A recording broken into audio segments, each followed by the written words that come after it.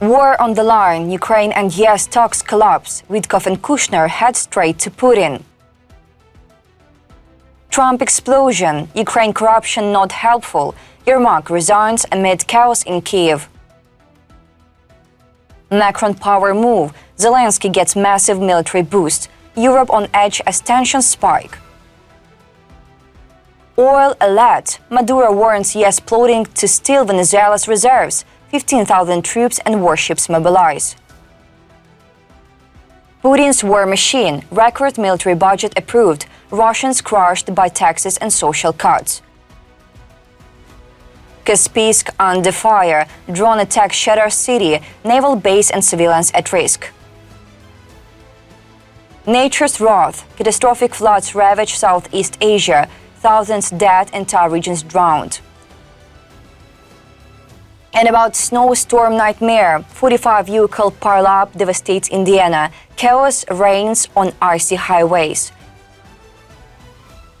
Coming up next, a detailed look at the latest operational updates. Shocking! Ukrainian and US delegations held over 4 hours of tense talks in Florida on November 30th to push Trump's peace plan, but key issues remain unresolved. Talks included possible new elections in Ukraine and even territorial swaps with Russia. Some major sticking points are still open, like US and Western security guarantees and Kremlin demands for recognition of occupied territories. US Secretary of State Marco Rubio said that progress made, but talks were extremely difficult and complex. Immediately after Trump's special envoy Steve Witkoff and son-in-law Jared Kushner are set to fly to Moscow on Monday to continue negotiations with Putin. Trump teased sometime next week for the actual meeting. The stakes couldn't be higher. Ukrainians' future, territorial disputes, and global security hang in the balance. The world is watching as Washington juggles Kyiv and Moscow simultaneously in a high-stakes, unpredictable diplomatic gamble. Alert! Trump calls Ukraine corruption scandal a difficult problem and not helpful. Speaking to reporters on board his plane, Trump commented on the issue amid peace talks in Miami.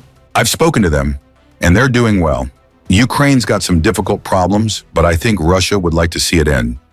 The comments come just days after former presidential office head Andriy Yermak resigned following searches at his home, fueling suspicions and political drama in Kyiv. Trump added cautiously, "I think there is a good chance we can make a deal," referencing negotiations with the Ukrainian delegation. The world watches as US-Ukraine diplomacy unfolds amid corruption, scandals, resignations, and high-stakes peace talks. Tensions rising, outcomes uncertain. Venezuela accuses US of plotting to seize oil. Venezuelan President Nicolas Maduro sent a letter to OPEC, claiming the US is trying to take Venezuela's oil reserves by force. Maduro warns that the threats endanger Venezuelan oil production and global markets. US military build-up. Over a dozen warships and 15,000 troops are in the region, officially to curb illegal migration and drug flows, but regime change could be a side effect. Trump escalated pressure yesterday via social media, warning airlines, pilots, and criminal networks to avoid Venezuelan airspace. Land strikes could be imminent. The world watches as tensions soar in Venezuela, oil military force, and international crisis collide. Zelenskyy meets Macron at Yermak Palace, talks on peace and defense. Ukrainian President Volodymyr Zelenskyy arrived for a high-profile meeting with French President Emmanuel Macron. Macron greeted him on the steps of the Yermak Palace before they entered together for photos.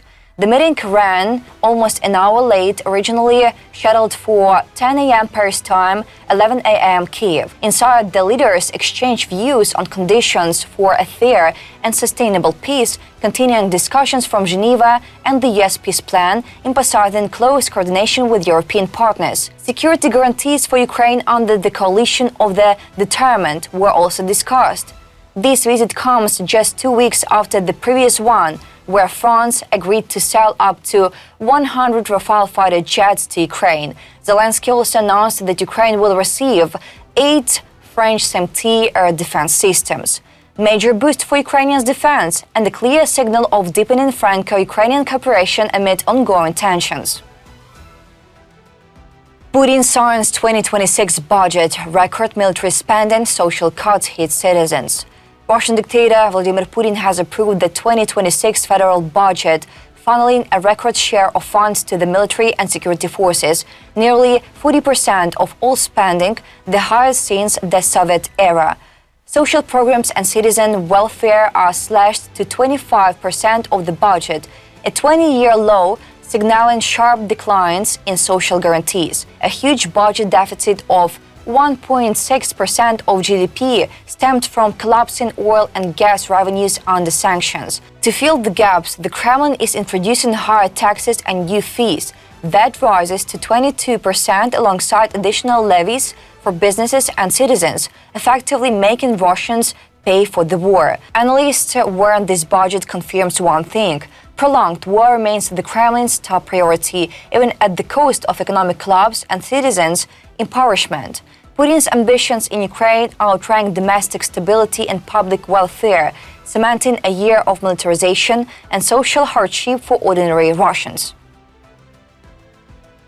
Explosive drone attack hit Caspian, Dagestan on December 1st. Locals report loud explosions shaking the city.